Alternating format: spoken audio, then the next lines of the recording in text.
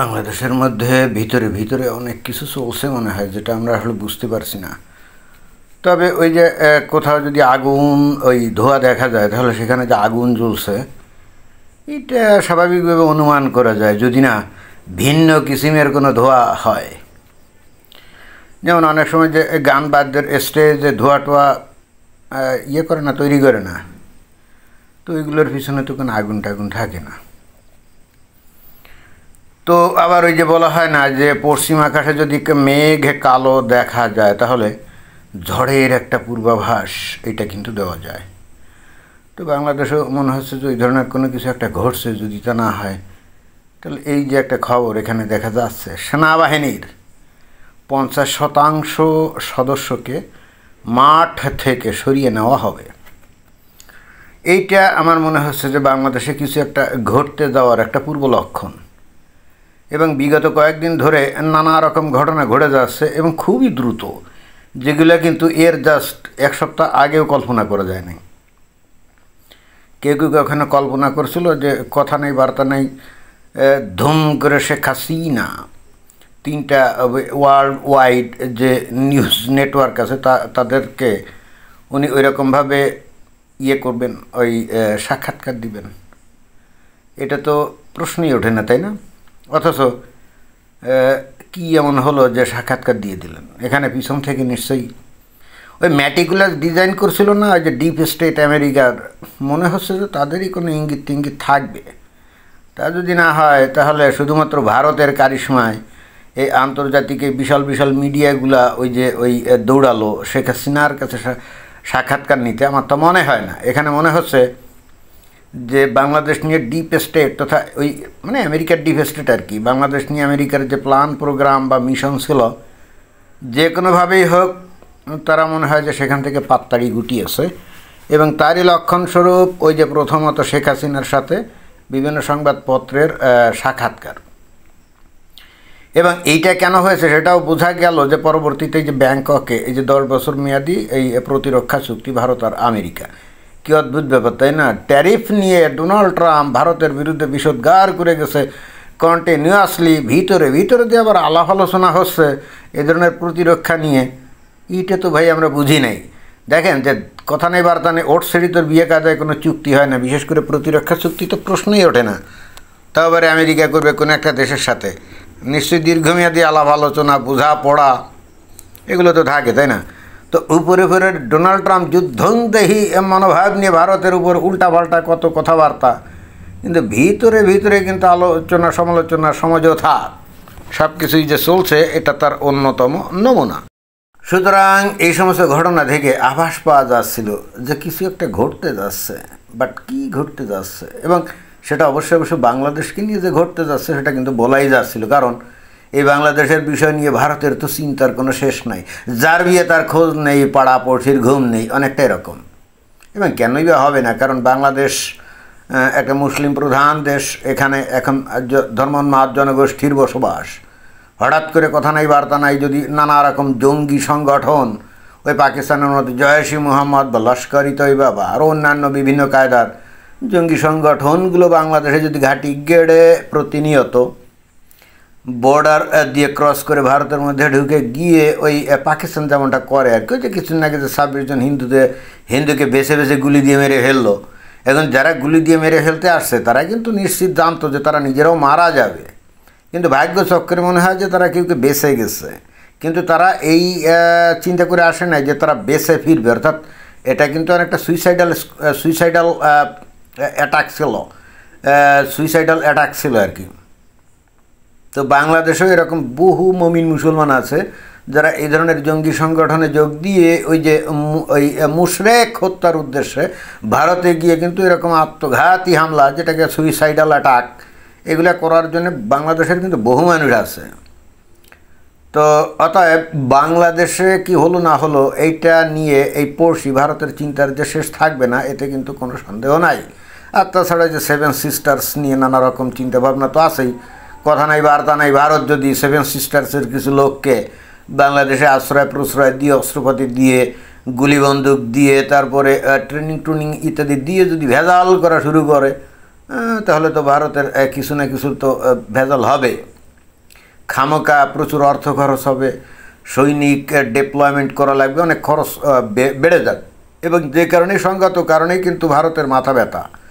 বাংলাদেশের কিছু হলে তাতে সবচাইতে বেশি প্রথম প্রভাব পড়ে ভারতে, এটা কিন্তু বলাই বাহুল্য। এবং কেন হয় সেটা কিন্তু আমি বললাম, যে ওই যে পেটের মধ্যে কারো যদি বদ হজম হয়, তো ওই লোকটা নিশ্চয়ই বোঝে যে তার কত অস্বস্তি হয়, তাই না? তো ভারতের অনেকটা পেটের মধ্যেই বাংলাদেশ আছে। তো বাংলাদেশে যদি হজবরল হয়, সন্ত্রাসী গোষ্ঠীগুলো ঘাঁটি গাড়ে যদি, তাহলে সেক্ষেত্রে অনেকটা কি বলা যায়, ভারতের পেটে হজম সমস্যা শুরু হতে পারে, নাকি বদ হজম। তো এখন এটা তো আমরা খুব ভালো করেই জানি যে শেখ হাসিনা দীর্ঘদিন ধরে আমেরিকাকে মোটামুটি ওই লাইনেই রাখছিল, বুঝাতে পারছিল যে ঠিক আছে, আমি এই বাংলাদেশ বা আশেপাশের দেশগুলোকে দেখব, এবং তোমার পক্ষ হয়ে চায়নার বিরুদ্ধে আমি একটা পজিশন নেব। তো তোমরা এই ভারত সহ ওই বাংলাদেশ সহ অন্যান্য দেশ, যেমন পার্শ্ববর্তী দেশ নেপাল, ভুটান, মালদ্বীপ, শ্রীলঙ্কা, এই সমস্ত দেশে তোমার মাথা ঘামাইও না। অনেকদিন ধরে আমেরিকা কিন্তু সেই স্ট্র্যাটেজি মেনে চলেছে, যদিও মাঝে মাঝে একটু এদিক ওদিক করছে, এবং সেটা বোঝা যায় যে জো বাইডেনের আমলে যেভাবে পিটার হাস নামক যে রাষ্ট্রদূত যেভাবে বাংলাদেশে রাজনৈতিক ক্ষেত্রে মাথা ঠাথা ঘামাতো আমরা দেখেছি, সেই কাহিনীকে মনে হয় যে সে জানি দুশ্মন মনে করতো, এবং মাঝে মাঝে তাকে মনে হতো সে বোধহয় বিএনপি সভাপতি এবং হয়তো ইলেকশনে দাঁড়াবে, এরকম। অর্থাৎ অন্য কথায় ভারত ওই আমেরিকা মাঝে মাঝে কিন্তু চেষ্টা করতো যে ভারতের এই প্রভাব বলয় থেকে মুক্ত করে বাংলাদেশে তারা সরাসরি প্রভাব বিস্তার করবে, এবং সেটার কারণ আমরা কিন্তু এখন জানি। ওই যে হয় একটা সামরিক ঘাঁটি করবে, নইলে একটা ওই যে কি করিডোর এইগুলা করবে টরবে, তাই না? এখন এইভাবেই কিন্তু চলতেছিল। ডক্টর মোহাম্মদ ইউনূস কিন্তু তারই অংশ হিসেবে বাংলাদেশে ক্ষমতা আসছে, কিন্তু এরপরে আমেরিকা বিস্ময়করভাবে খেয়াল করছে যে ডক্টর মোহাম্মদ ইউনূস কোনোভাবেই আমেরিকার স্বার্থকে বাস্তবায়ন করতে পারবে না, বা আমেরিকার স্বার্থকে চরিতার্থ করতে পারবে না।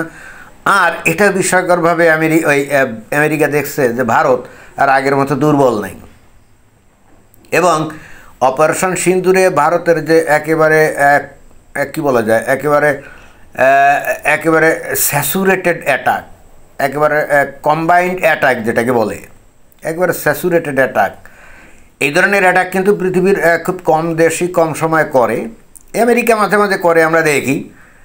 কিন্তু এইটা অবশ্যই ভারত একটা সুযোগ হিসাবে বেছে নিয়েছিল যে তারা আসলে সামরিক ক্ষেত্রে কতটা অগ্রগামী, এটি আমেরিকাকে একটু দেখানো। তো এমনি তো আর আক্রমণ করা যায় না, একটা সূতনাতা লাগে আর কি। তো সেই সূতনাতা হিসাবে কিন্তু ওই যে ওই লস্করি তৈবা যে 26 জনের গুলি দিয়ে মারলো, ব্যাস। এবং এই যে ঘটনাটা আমেরিকা ওই ভারত ঘটালো, এই যে অপারেশন সিন্দুর, এইটা যতটা না পাকিস্তানকে দেখানো, তার থেকে অনেক বেশি দেখানো বিষয় ছিল কিন্তু আমেরিকাকে। অর্থাৎ আমেরিকাকে বুঝ দেওয়ার দরকার ছিল যে তোমরা আমাদেরকে যা ভাবো আমরা কিন্তু সেরকম অবস্থায় নাই। এতদিন ধরে মনে করতে যে আমরা একটা হতদরিদ্র দেশ, তৃতীয় বিশ্বের দেশ, কিছু এত গুলি বন্দুক বিমান রকেট মকেট আছে, কিন্তু এইগুলা দিয়ে তেমন কিছু করা সম্ভব না, এটাই তারা মনে করছিল। এবং সম্ভবত আমেরিকা এই ভারতের যে ব্রাহ্মস মিসাইল, এই মিসাইল সম্পর্কে সম্ভবত কিছুটা আন্ডার এস্টিমেটও করতো। তো ভারত বস্তুতে একটা সুযোগ খুঁজতেছিল যে তাদের এই অস্ত্রপাতিগুলোর ধার কত, এটা আন্তর্জাতিক বিষয় তো বটেই, আমেরিকাকে বুঝাই দেওয়ার জন্য, এবং সেই সাথে চায়নাকেও, আর পাকিস্তানকে তো বটেই। মানে এক ঢিলে বহু পাখি মারার একটা প্ল্যান ভারত কিন্তু করছিল, এবং কতটা তারা ছিল, ডিটারমিন্ড ছিল। এখানে তো ব্রহ্মাস্ত্র ফেলও তো মারতে পারতো, কি পারতো না? সেক্ষেত্রে ভারতের মুখ পুড়িয়ে একেবারে কালো হয়ে যেত, তাই না? এত নিখুঁতভাবে আঘাত খাওয়ার পরেও সবাই কিন্তু টের পাচ্ছে ঘটনা কি, বাট এরপরেও তো ওই যে পাকিস্তানের চাপাবাজি তো আমরা কন্টিনিউয়াসলি দেখছি, তাই না?